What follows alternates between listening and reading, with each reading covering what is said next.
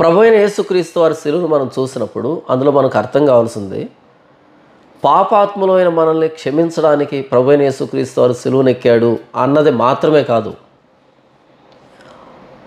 ఆ ప్రభువైన యేసుక్రీస్తు వారి శిలువని గౌరవించకపోతే, ప్రభువైన యేసుక్రీస్తు వారు శిలువలో చేసినటువంటి ప్రాణత్యాగాన్ని మన జీవితంలో క్రియల రూపంలో గౌరవించకపోతే, శిలువలో ప్రాణం పెట్టడానికి ఎలా సిద్ధపడ్డాడో మనల్ని ప్రేమించి ఆయన ప్రాణత్యాగాన్ని వెక్కిరించేటట్టుగా బ్రతికితే తన ఉగ్రత కూడా అదే స్థాయిలో ఉంటుంది అన్నది ప్రభువైన యేసుక్రీస్తు వారి శిలువను చూసినప్పుడు మనకు అర్థం కావాలి. హెబ్రీ గ్రంథకర్త అంటాడు కదా, మీరు బాహాటంగా ప్రభువైన యేసుక్రీస్తు వారిని సిలువ వేస్తున్నారు అని. ప్రభువైన యేసుక్రీస్తు వారిని మీ ప్రవర్తన ద్వారా, ఆయన్ను కాదంటం ద్వారా, ఆయన గురించి సువార్త విన్నారు, ఆయన అంగీకరించారు, ఆయన కొంతకాలం అనుసరించారు. అయితే బహిరంగంగా ప్రభువైన యేసుక్రీస్తు వారి శిలువను వ్యతిరేకించడం ద్వారా, బాహాటంగా ప్రభువైన యేసుక్రీస్తు వారిని మీరు ధిక్కరించడం ద్వారా మరలా సిలువ ఎక్కిస్తున్నారు, అవమానిస్తున్నారు అని హెబ్రీ గ్రంథకర్త అంటాడు కదా. నేనేం చెప్పే ప్రయత్నం చేస్తున్నాను అంటే, నాణ్యానికి రెండు వైపులు ఉంటాయి, బొమ్మ బొరుసు. ప్రభువైన యేసుక్రీస్తు వారు ఈ సర్వలోకాన్ని ప్రేమించి ఈ ప్రపంచ పాపాలన్నింటినీ తన మీద వేసుకొని సిలువలో ప్రాణం పెట్టాడు. ఇందులో దేవుని ప్రేమ ఉంది. రెండవ కోణం, నాణ్యానికి రెండవ వైపు ఏంటంటే, ఆ ప్రభువైన యేసుక్రీస్తు వారి సిలువను మన జీవితంలో మన క్రియల ద్వారా గౌరవించకపోతే, వెక్కిరించినట్టుగా బ్రతికితే, లేదా ప్రభువైన యేసుక్రీస్తు వారి సిలువని మనం అంగీకరించకపోతే, దేవుని ఉగ్రత అదే స్థాయిలో మన మీద విరుచుకుపడబోతుంది. దేవుడు లోకమును ఎంతో ప్రేమించెను, కాగా తన అద్వితీయ కుమారునిగా పుట్టిన వాని యందు విశ్వాసముంచు ప్రతివాడు నశింపక నిత్యజీవం పొందినట్లు ఆయనను మనకు అనుగ్రహించెను. తన కుమారుని, అద్వితీయ కుమారుణ్ణి, ప్రభువైన యేసుక్రీస్తు వారిని మనకు అనుగ్రహించాడు. ఎందుకని? ఆ కుమారుని యందు ఎవరైతే విశ్వాసం ఉంచుతారో వారు నశింపక నిత్యజీవం పొందినట్లు. ఒకవేళ ఆ కుమారుణ్ణి అంగీకరించకపోతే, ఆ కుమారుణ్ణి అంగీకరించి కూడా అంగీకరించినట్టుగా మన క్రియలు ఉంటే నశిస్తాము, నరకానికి వెళ్ళేటువంటి వ్యక్తులం అవుతాము అన్నది కూడా అందులో దాగి ఉంది కదా. ప్రతి నాణ్యానికి రెండు వైపులు ఉన్నట్టుగా సిలువలో దేవుని ప్రేమ ఉంది, దేవుని ఉగ్రత ఉంది. ప్రభువైన యేసుక్రీస్తు వారి పాదాల దగ్గరకు వచ్చి, ప్రభువా నన్ను క్షమించు, నేను పాపిని, నా పాపాలను బట్టి నీవు సిలువ మీద ప్రాణం పెట్టవలసి వచ్చింది, ప్రభువా నన్ను క్షమించు అని వేడితే ప్రభువైన యేసుక్రీస్తు వారి క్షమాపణ ఆ సిలువ నుండి ఉచితంగా మనకు అనుగ్రహించబడుతుంది. నాణ్యానికి రెండో కోణం, ప్రభువైన యేసుక్రీస్తు వారి సిలువను అంగీకరించకుండా, ప్రభువైన యేసుక్రీస్తు వారి పాపాన్ని ఎంతగా ద్వేషిస్తున్నాడో మన క్రియల్లో మనం ద్వేషించి చూపించకపోతే దేవుని ఉగ్రత కూడా సిలువలోనే దాగి ఉంది. ఈ విషయాన్ని మీకు అర్థం చేయించే ప్రయత్నం చేస్తాను. ఇర్మియా గ్రంథం 6వ అధ్యాయం 9వ వచనం నుంచి, సైన్యములకు అధిపతిగా యెహోవా ఇలాగ సెలవిచ్చుచున్నాడు, ద్రాక్ష చెట్టు ఫలమును ఏరుకొనున్నట్లు మనుషులు ఏమీ మిగలకుండా ఇశ్రాయేలు శేషమును ఏరుదురు. ద్రాక్ష పండ్లను ఏరువాడు చిన్న తీగలను ఏరుటకై తన చెయ్యి మరలా వేయనట్లు నీ చెయ్యి వేయుము. ఈ వచనం ఏం చెబుతుంది అంటే, దేవుడు ఇశ్రాయేలు జాతిని నాశనం చేయబోతున్నాడు. ఎలా నాశనం చేయబోతున్నాడు అంటే, ద్రాక్ష చెట్టు ఫలమును ఏరుకొనున్నట్లు మనుషులు ఏమీ మిగలకుండా ఇశ్రాయేలు శేషమును ఏరుదురు.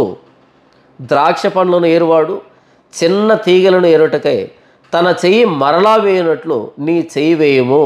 ద్రాక్ష పంట సమకూర్చేటప్పుడు ద్రాక్ష చెట్టుకు ఉన్నటువంటి ఆ గెలలన్నింటినీ తెంపుతారు.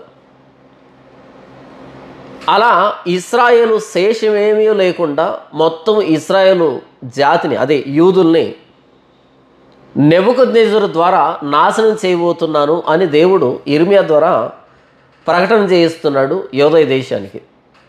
ఇంకా వర్ణిస్తే ఏమంటున్నాడు అంటే, ద్రాక్ష పండ్లను ఏరువాడు చిన్న తీగెలను ఏరుటకై తన చెయ్యి మరలా వేయనట్లు నీ చెయ్యి వేయము. ఈ వచనంలో 2 వర్ణనలు ఉన్నాయి. మొదటి వర్ణన, ద్రాక్ష చెట్టు ఫలమును ఏరుకొనున్నట్లు మనుషులు ఏమీ మిగలకుండా ఇశ్రాయేలు శేషమును ఏరుదురు. అంటే ద్రాక్ష పంటను కూర్చుకునేటప్పుడు ఏమీ లేకుండా మనుషులు ఆ పంటని కూర్చుకుంటారు. ఏమీ లేకుండా, శేషం ఏమీ లేకుండా, ఆ తీగకు ఇక ఏమీ మిగిలి లేకుండా మొత్తం ఏరుకుంటారు. ఇది మొదటి వర్ణన. ఇక రెండవ వర్ణనకు వస్తే, ద్రాక్ష పండ్లను ఏరువాడు చిన్న తీగలను ఏరుటకై తన చెయ్యి మరలా వేయనట్లు నీ చెయ్యి వేయము. ఈ రెండవ వర్ణనలో చిన్న తీగలను కూడా వదిలిపెట్టకుండా మరలా చెయ్యి వేసినట్టుగా, ఒకసారి పంటనంతటిని కూర్చుకున్నారు, ఏమీ లేవు. అయితే రెండవసారి వచ్చి మరలా వెదికి చిన్న తీగల్లో ఉన్నటువంటి వాటిని కూడా ఎలాగైతే తెంపుతారో ద్రాక్ష పంటని, అలా యోదయ దేశంలో మొదటి దఫా బబులోను రాజు వచ్చినప్పుడు ఏమీ లేకుండా మొత్తం అందరినీ సర్వనాశనం చేస్తాడు. మరలా ఇంకో దఫా వచ్చి చిన్న తీగలను ఏరినట్టుగా మరలా చేసి మరలా యోదయ దేశాన్ని నాశనం చేస్తాడు. అలా యోదయ దేశంలో ఎంత వెతికినా మనుషులు లేకుండా చేస్తాను, అంతటి ఉగ్రతని యోదయ దేశం మీద నేను కుమ్మరించబోతున్నాను అనే విషయాన్ని దేవుడు ఇర్మియా ద్వారా యూదులకి ప్రకటింపజేస్తున్నాడు. అయితే సమస్య ఏంటంటే, ఇంత ఉగ్రతని ఇర్మియా ముందస్తుగానే ప్రకటిస్తూ ఉన్నా సరే యూదులు ఆ హెచ్చరిక మాటల్ని, ఆ ప్రమాదపు మాటల్ని ఏమాత్రం ఖాతరు చేయలే, పట్టించుకోలే. విందురని నేను ఎవరితో మాట్లాడుదును, ఎవరికి సాక్ష్యం ఇచ్చేదను, వారు వినుటకు తమ మనసు సిద్ధపరచుకున్నారు కనుక వినలేకపోయారు. ఇదిగో వారు యెహోవా వాక్యమందు సంతోషము లేని వారై దాన్ని తృణీకరింతురు. ఈ వచనంలో ఇర్మియా ఆవేదన, ఇర్మియా బాధ. 9వ వచనంలో దేవుడు యోదయ దేశం మీదకి రాబోతున్నటువంటి ఆ ఉగ్రతని, యోదయ దేశంలో ఎవరూ లేకుండా అందరినీ, శేషం అనేదే లేకుండా బబులోను రాజు తన దేశానికి తీసుకుని వెళ్ళిపోతాడు, అందరినీ చెర తీసుకుని వెళ్ళిపోతాడు. అంతటి ఉగ్రతని ఇర్మియా ప్రకటిస్తూ ఉంటే 10వ వచనంలో ఇర్మియా ఆవేదన చూడండి. ఇర్మియా ప్రకటిస్తున్నటువంటి ఆ ఉగ్రత ఏంటి, దానికి యూదులు స్పందిస్తున్నటువంటి విధానం అస్సలు పొంతం లేదు. విందురని నేను ఎవరితో మాట్లాడేదను, ఎవరికి సాక్ష్యం ఇచ్చేదను, వారు వినుటకు తమ మనసు సిద్ధపరచుకున్నారు కనుక వినలేకపోయారు. ఇదిగో వారు యెహోవా వాక్యమందు సంతోషం లేని వారై దాన్ని తృణీకరింతురు.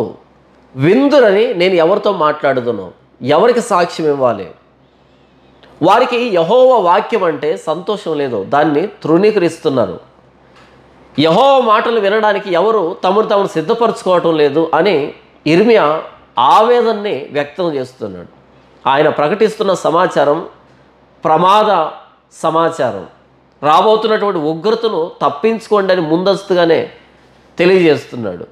ఎలాగైతే ద్రాక్ష పంటను ఏమీ లేకుండా మొత్తం కూర్చుకుంటారో, అలా యోదయ దేశంలో ఎంత వెతికినా మనుషులు కనిపించరు, అంతటి ఉపద్రవం దేవుడు రప్పించబోతున్నాడు అని అంత తీవ్రంగా ఇర్మియా ప్రకటిస్తూ ఉంటే, ఆ ప్రకటన విన్నటువంటి యూదులు విందురని నేను ఎవరితో మాట్లాడుదును, ఎవరికి సాక్ష్యం ఇచ్చేదను అంటే ఎవ్వరు వినటంలే, ఎవ్వరు ఖాతరు చేయటంలే. ఎందుకు అంటే వారికి యెహోవా వాక్యం అంటే ఇష్టం లేదంట.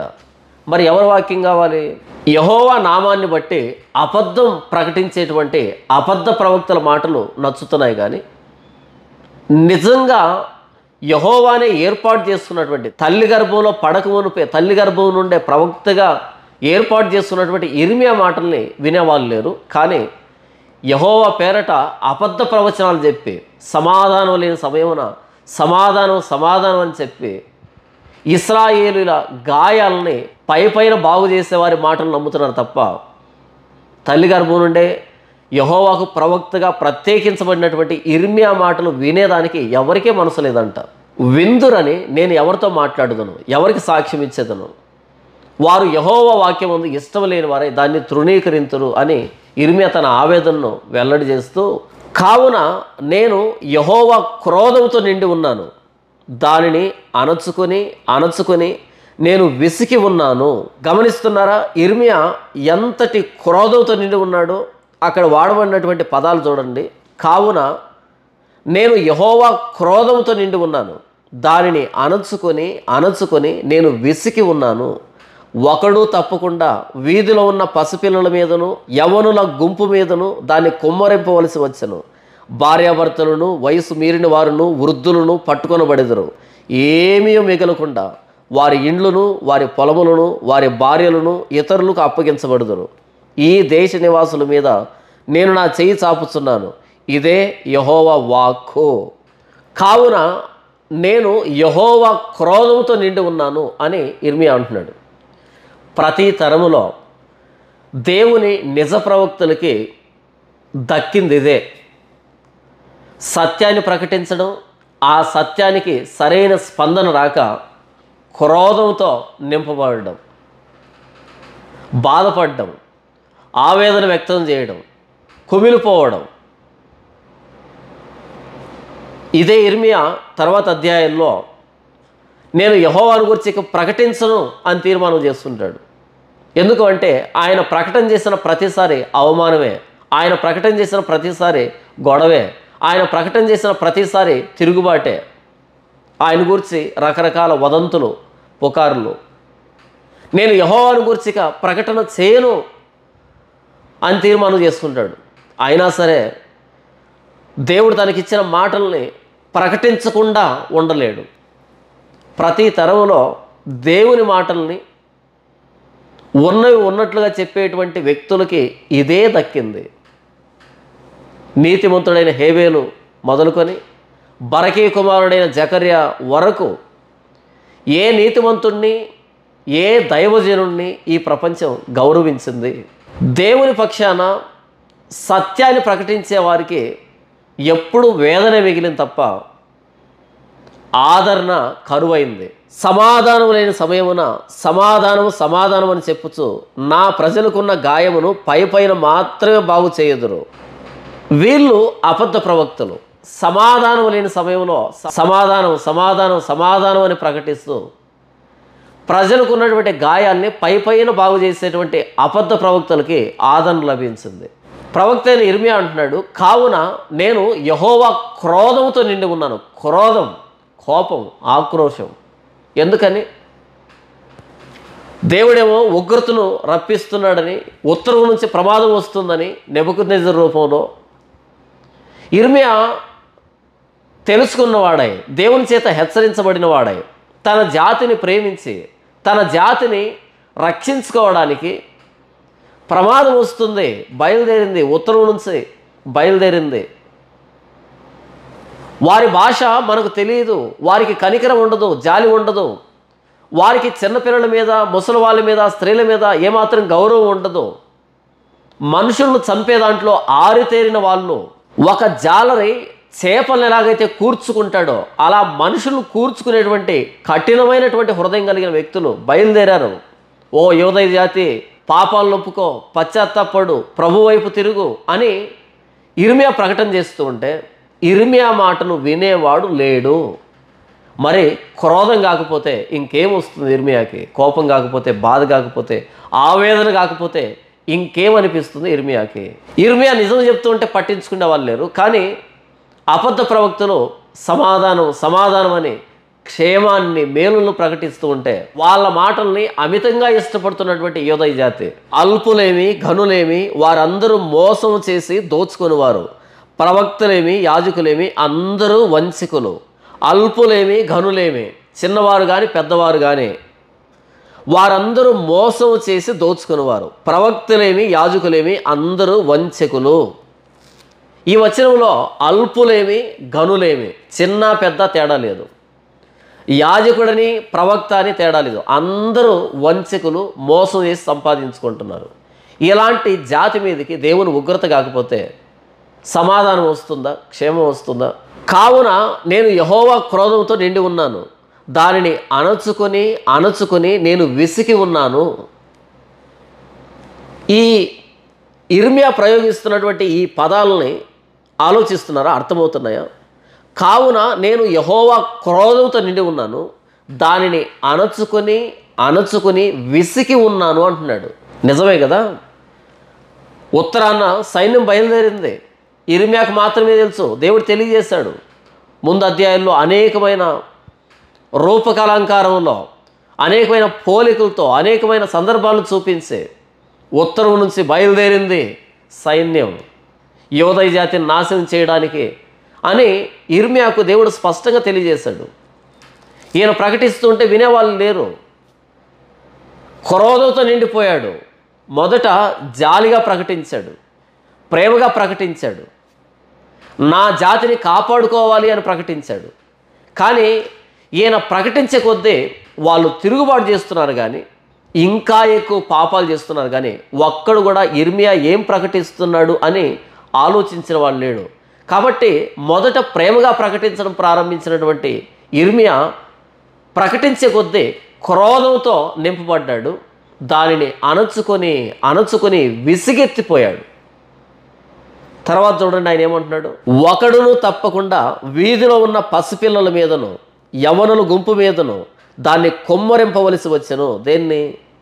యెహోవా క్రోధాన్ని. ఎవరి మీద కొమ్మరిస్తున్నాడంట? ఒకడును తప్పకుండా వీధిలో ఉన్న పసిపిల్లల మీదను యవనుల గుంపు మీదను దాన్ని కొమ్మరింపవలసి వచ్చెను. భార్యాభర్తలను, వయసు మీరిన వారును, వృద్ధులను పట్టుకొనబడెదరు. ఏమీ మిగలకుండా వారి ఇండ్లను, వారి పొలములను, వారి భార్యలను ఇతరులకు అప్పగించబడదురు. ఈ దేశ నివాసుల మీద నేను నా చేయి చాపుస్తున్నాను, ఇదే యెహోవా వాక్కు. దేవుని ఉగ్రత ఎవరెవరి మీదకి వస్తుందంట? ఒకడును విడవబడకుండా అందరి మీదకి వస్తుంది. వీధిలో ఆటలాడుతున్నటువంటి పసిపిల్లల మీద దేవుని ఉగ్రత కుమ్మరించబడబోతుంది. యవనుల గుంపు మీద దేవుని ఉగ్రత కుమ్మరించబడబోతుంది. భార్యాభర్తల మీద దేవుని ఉగ్రత కుమ్మరించబడబోతుంది. ముసలివాండ్ర మీద, కర్రబట్టుకొని నడిచేటువంటి ముసలివాండ్ల మీద వారి పొలాలు దోచుకొనబడతాయి. వారి పంటను శత్రువులు తీసుకుని వెళ్ళిపోతారు. యోధయ దేశాన్ని నిర్మానుష్య ప్రదేశంగా మార్చబోతున్నాడు నెబుకద్నెజరు.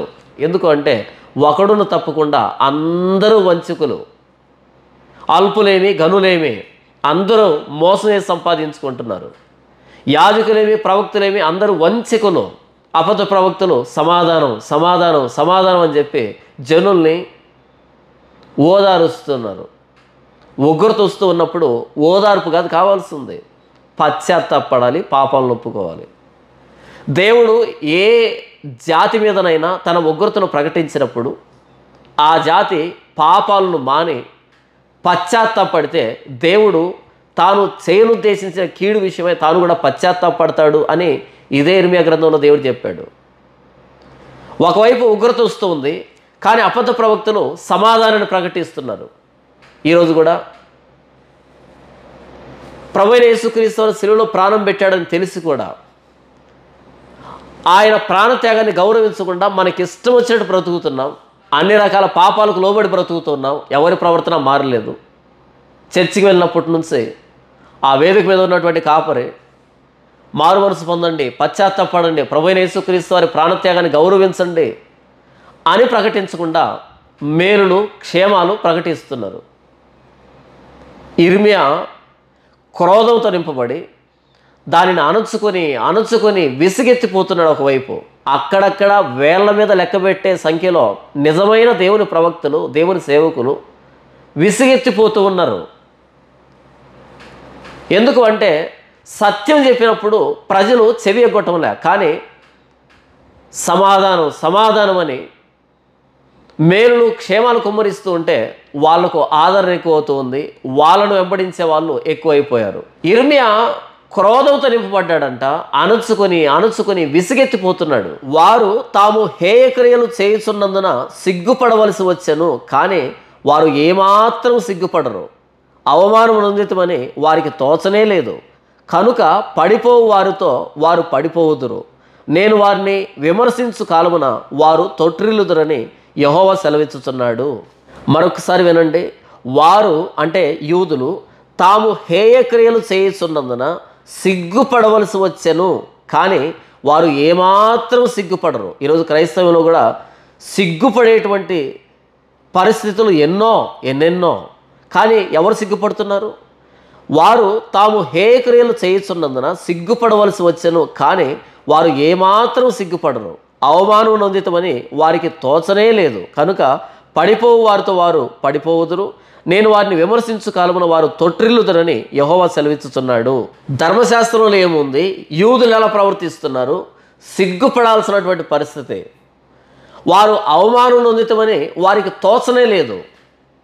ఈరోజు క్రైస్తవులో కూడా బైబిల్లో ఉన్నటువంటి దేవుని లేఖనాలకు పూర్తి భిన్నంగా అనేకమైన కార్యాలు జరుగుతున్నాయి. పూర్తి భిన్నంగా అన్ని జనులు క్రైస్తవ్యాన్ని చూసి హేళన చేస్తున్నారు. యూట్యూబ్లో ఎన్ని ట్రోలింగ్స్ క్రైస్తవుల మీద, క్రైస్తవులు జరుగుతున్నటువంటి ఫేక్ మిరాకిల్స్ మీద, ఫేక్ హీలింగ్స్ మీద, దయాలు వెలగొడుతున్నాం అనే పేరుతో, స్వస్థతలు జరుగుతున్నాయనే పేరుతో, పరిశుద్ధాత్మ దేవుడు వచ్చాడని చేస్తున్నటువంటి అల్లరి మీద, ప్రవచనాల మీద, అద్భుతాల మీద, లేకపోతే దశంభాగాలు ఇవ్వండి అని ధనాపేక్షతో కూడినటువంటి క్రైస్తవ నాయకుల మీద ఎంత ట్రోలింగ్ జరుగుతుంది. యూట్యూబ్లో సోషల్ మీడియా వేదికగా ఎంత ట్రోలింగ్ జరుగుతుంది. కానీ సిగ్గుపడుతున్నామా? సిగ్గుపడటంలే, సమర్థించుకుంటున్నాం. ఇంకా క్రైస్తవ్యాన్ని బజారు పాలు చేసినటువంటి వ్యక్తుల్ని దైవజనులుగా కీర్తిస్తున్నాం, వారిని వెంబడిస్తూ ఉన్నాం. మనకు సిగ్గు అనిపించటం లేదు. ఆ రోజు యూదులకు ఎలాగైతే అనిపించలేదో ఈ రోజు క్రైస్తవ్యానికి కూడా అనిపించటం లేదు. కనుక యిర్మీయా యెహోవా క్రోధంతో నింపబడి దానిని అణుచుకొని విసిగెత్తిపోయి ఆ క్రోధాన్ని పసిపిల్లల మీద, యవనుల గుంపు మీద, భార్యాభర్తల మీద, ముసలి వాళ్ళ మీద, పొలాల మీద, యోదయ జాతి మీద కుమ్మరించవలసి వచ్చింది. మొత్తం అందరూ నాశనం అయిపోయారు. 586లో నెబుకద్నెజరు దాడిలో 9వ వచనంలో దేవుడు అంటాడు, ద్రాక్ష పండ్లను ఏరేటప్పుడు ఎలాగుంటుందో అలా యోదయ దేశం మొత్తం శేషం అనేది లేకుండా ఊడ్చివేయబడుతుంది. ఒకడు ద్రాక్ష పంటనంతటిని సమకూర్చుకున్న తర్వాత మరలా చిన్న తీగల మీద చేయి వేసినట్టుగా ఉంటుంది. వెదికి నాశనం చేస్తాను అని చెప్పాడు కదా. ఇది దేవుని ఉగ్రత. ఇంతవరకు నేను చెప్పిన మనసులో పెట్టుకోండి. ప్రకటన గ్రంథం 14వ అధ్యాయంలో ఒక సందర్భాన్ని చదివి వినిపిస్తాను. యిర్మీయా గ్రంథం 6వ అధ్యాయం 9వ వచనం నుంచి ఏ వర్ణన అయితే ఉందో ఇదే వర్ణన మనకు ప్రకటన గ్రంథంలో కనిపిస్తుంది. ఇంకొక దూత పరలోకమందున్న ఆలయంలో నుండి వెడలి వచ్చెను. ఇతని యొద్దను వాడిగల కొడవలి ఉండెను. మరి ఒక దూత బలిపీఠం నుండి వెడలి వచ్చెను. ఇతడు అగ్ని మీద అధికారం నొందినవాడు. ఇతడు వాడి అయిన కొడవలి గల వాడిని గొప్ప స్వరంతో పిలిచి, భూమి మీద ఉన్న ద్రాక్ష పండ్లు పరిపక్వమైనవి, వాడి అయిన నీ కొడవలు పెట్టి దాని గెలలు కోయమని చెప్పెను. జాగ్రత్తగా ఆలోచించండి. యిర్మీయా గ్రంథం 6వ అధ్యాయం 9వ వచనంలో దేవుడు తన ఉగ్రతను కుమ్మరించబోతున్నాడు కదా, యోదయ దేశాన్ని సర్వనాశనం చేయబోతున్నాడు కదా, దాన్ని ఏమని వర్ణించాడు? ద్రాక్ష పండ్ల కోతతో పోల్చాడు.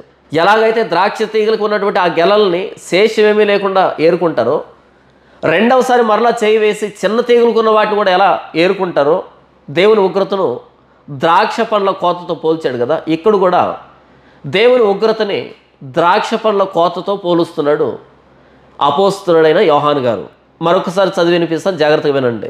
భూమి మీద ఉన్న ద్రాక్ష పండ్లు పరిపక్వమైనవే, వాడి అయిన నీ కొడవలు పెట్టి దాని గెలలు కోయమని చెప్పాను. ఇక్కడ ద్రాక్ష పండ్లు అంటే మనుషులు, దేవునికి విరోధంగా బ్రతుకుతున్న వాళ్ళు, దేవుని పరిశుద్ధతని అవమానిస్తున్న వాళ్ళు, ప్రభువైన యేసుక్రీస్తు వారి ప్రాణత్యాగాన్ని గౌరవించినటువంటి వ్యక్తుల గురించి మాట్లాడుతున్నాడు. ఇక్కడ ద్రాక్ష పండ్లు అంటే మనుషులు అని, దేవునికి విరోధంగా బ్రతుకుతున్న వాళ్ళు అని.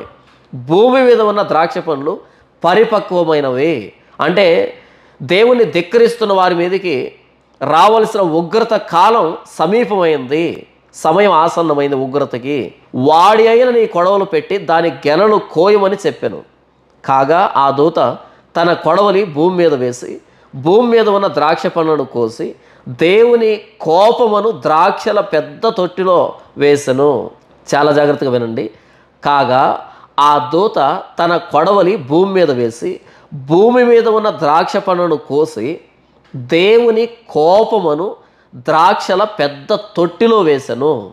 ఎవరైతే దేవుణ్ణి ధిక్కరించి బ్రతుకుతున్నారో వారందరినీ ద్రాక్ష పండ్లతో పోలుస్తూ వారందరినీ కొడవలు పెట్టి కోసి దేవుని కోపమును ద్రాక్షల పెద్ద తొట్టిలో వేసెను. ఆ ద్రాక్షల తొట్టి పట్టణమునకు వెలుపట త్రొక్కబడెను. 100 కోసుల దూరము గుర్రముల కళ్ళెం మట్టుకు ద్రాక్షల తొట్టిలో నుండి రక్తం ప్రవహించెను. ఎంత భయంకరమైన వర్ణన ఇది అంటే బహుశా మీకు అర్థం కాలేదు, అర్థమయ్యేటట్టుగా వివరిస్తాను. భూమి మీద ఉన్నటువంటి ద్రాక్ష పండ్లను కోసారంట దేవదూతలు, అంటే దేవుడికి విరోధంగా బ్రతుకుతున్న వాళ్ళు. అది అన్యజనులు కావచ్చు, లేదా క్రైస్తవులుగా ఉండి ప్రభువైన యేసుక్రీస్తు వారి ప్రాణత్యాగాన్ని వెక్కిరించేటట్టుగా బ్రతికే వాళ్ళు కావచ్చు. ఇక్కడ ద్రాక్ష పండ్లు అంటే ప్రభువైన యేసుక్రీస్తు వారి ప్రాణత్యాగాన్ని అంగీకరించకుండా అపహాస్యం చేస్తూ, హేళన చేస్తూ, ప్రభువైన యేసుక్రీస్తు వారి సిలువని వెర్రితనంగా చూస్తున్నటువంటి వాళ్ళు కావచ్చు, లేదా మేము యేసు ప్రభువుని నమ్ముకున్నామని చెప్పుకుంటూ బాహాటంగా ప్రభువైన యేసుక్రీస్తు వారిని మరలా తమ విషయంలో ఎవరైతే సిలువ వేస్తున్నారో, పేరు క్రైస్తవులుగా ఉండి వారి ప్రవర్తన అంతా లోకంతో పెనవేసుకొని వ్యభిచారులాగా ఎవరైతే బ్రతుకుతూ ఉన్నారో, దేవుని నమ్ముకున్నామని చెప్పుకుంటున్నారు కానీ లోకంలో బ్రతుకుతున్నారు, ఇలాంటి వారందరినీ ద్రాక్షలతో పోలుస్తున్నాడు, ద్రాక్ష పండ్లతో. ద్రాక్ష పండ్లు పరిపక్వమయ్యాయి అంటే వీరి మీదకి ఉగ్రత రావాల్సిన సమయం ఆసన్నమైంది. దేవదూత తన కొడవలు భూమి మీద వేసినప్పుడు ద్రాక్ష పండ్లన్నీ కోయబడ్డాయి. అలా కోయబడినటువంటి ద్రాక్ష పండ్లని దేవుని కోపమను పెద్ద ద్రాక్షల తొట్టిలో వేశారంట. దేవుని కోపమనే ద్రాక్షల తొట్టి. ఇప్పుడు ఆ ద్రాక్షల తొట్టిలో వాటిని తొక్కినప్పుడు లేదా వాటిని గానుగా అడిగించినప్పుడు ద్రాక్షల రసం వస్తుంది కదా, దాన్ని రక్తంతో పోలుస్తూ, ద్రాక్ష పండ్లు అంటే ఇక్కడ భక్తిహీనులు కదా, అలా దేవుని కోపం అనే ద్రాక్షల తొట్టిలో వేసినప్పుడు వారి రక్తం ప్రవహించడం ప్రారంభించింది ఒక నదిలాగా.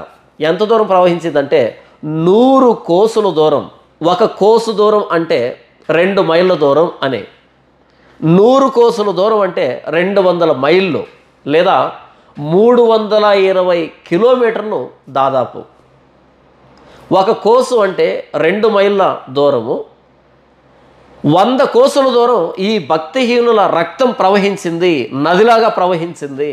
100 కోసులు అంటే 200 మైళ్ళ దూరం.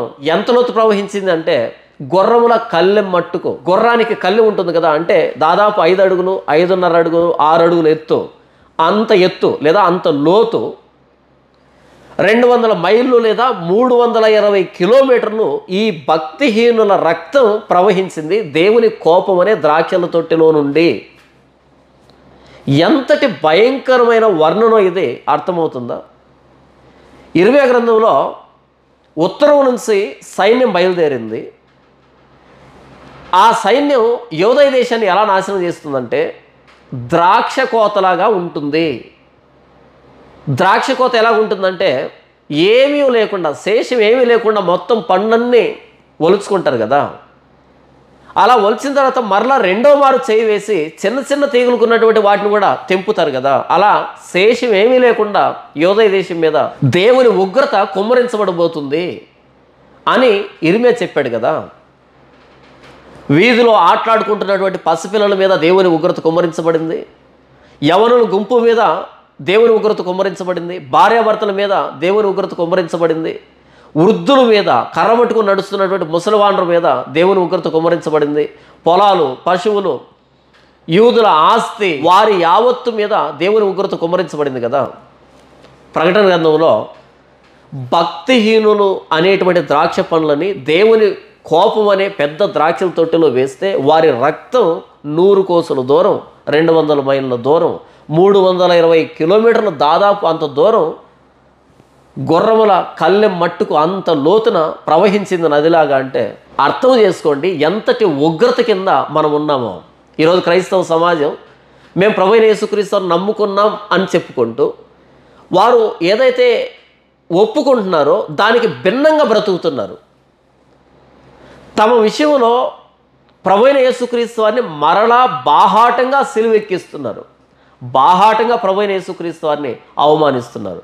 వారు దేవుని ఎరుగుదమని చెప్పుకుందరు కానీ ప్రతి అసహ్యమైన కార్యం చేస్తున్నారు అని తీతు పత్రికలో వ్రాయబడింది. నోటితో దేవుణ్ణి నమ్ముకున్నామని మన క్రియలతో దేవుడెవరో మాకు తెలియదు అనేటట్టుగా ప్రవర్తిస్తున్నాం. ఇలాంటి భక్తిహీనుల్ని ద్రాక్షలతో పోలుస్తూ దేవుని కోపం అనే తొట్టిలో వేస్తే 320 కిలోమీటర్ల దూరం నదిలాగా ప్రవహించింది వారి రక్తం. అంటే దేవుడు ఎంతటి ఉగ్రతను కనబరచబోతున్నాడో మన మీద భక్తిహీనుల మీద ఒక్కసారి ఆలోచించండి.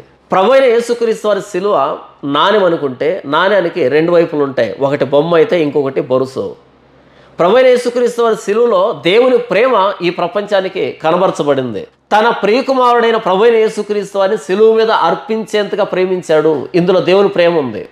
ఆ ప్రేమను ధిక్కరిస్తే, ఆ ప్రేమను వెక్కిరిస్తే, ఆ ప్రేమను మనం మన క్రియల్లో చూపించకపోతే, ప్రభు అయిన యేసుక్రీస్తు వారి ప్రాణత్యాగాన్ని గౌరవించేటట్టు బ్రతకపోతే, దేవుని ఉగ్రత అనే రెండవ వైపు కూడా ఆ శిలువ అనే నాణ్యానికి ఉంది. ఆ ఉగ్రత గురించే ఇక్కడ ప్రకటన గ్రంథంలో వ్రాయబడుతూ వచ్చింది. ఒకవేళ నీవు ఇంకా ప్రభు అయిన యేసుక్రీస్తు వారి ప్రాణత్యాగాన్ని వెక్కిరించేటట్టుగా బ్రతుకుతున్నావేమో, ఎలాంటి పాపంలో బ్రతుకుతున్నావో నీ పాపం ఏంటో నీకు తెలుసు, నా పాపం ఏంటో నాకు తెలుసు. మనమంతా పరిపక్వమైనటువంటి ద్రాక్ష పండ్లాగా కోయబడి, అంటే మరణము, ప్రమాదము, విపత్తు, ఇలా ద్రాక్ష పండ్లు కోయడానికి పరిపక్వమైనటువంటి స్థితి ఎలాగో అలా మనం రాలిపోకముందే